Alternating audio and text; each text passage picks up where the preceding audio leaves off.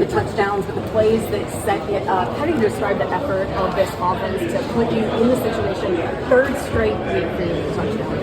Yeah, it's been good. I think we played really well as offense, and then to finish out in the 4-minute situation and end the game with the ball is, one of the best things, offense can do in that situation. So it was awesome to kind of end the game like that and do what we do in practice in the game.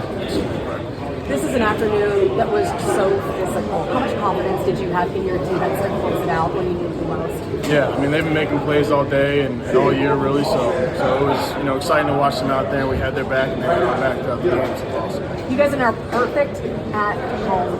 How important was it for this team after having so many dominant victories over the course of the season to kind of win one in this fashion? Yeah, I think it's however they come week to week is going to be, how the wins go, and we'll take them either way. But yeah, that was a good team, and it came down to the last play, really, so it was awesome. All the guys who got involved within this offense, who were integral in making plays, integral in scoring touchdowns for this offense, how do you describe the selflessness in particular of this offense? Yeah, I think it's when you have as many people as we do on our offense that can make plays, you kind of got to have guys that are selfless, and I think we have that all over the place, and it starts from linemen and skill guys. Daniel spreading the ball around to everybody, so it's been awesome. I joked with Shane earlier this week. I asked if he just dreams up new ways to use you week in and week out, and he kind of laughed. He said, absolutely. He described you as a Swiss Army knife because of all the different things you can do. How much do you embrace that ability and the fact your head coach can rely on you that badly? Yeah, it's fun. I think that's what's fun about playing tight end is you can do a little bit of everything, and I just kind of look at it as my job from play to play and make sure I'm doing it the best I can when the plays get called like that.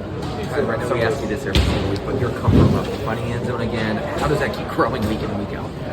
Yeah, I think it just goes back to practice and getting the reps and trusting the guys around me and making sure they can trust me and proving that to them each week. So it's been One of those guys, Josh Downs, found the end zone for the first time this year. How happy were you to see that, and just what's the impact he's had on you?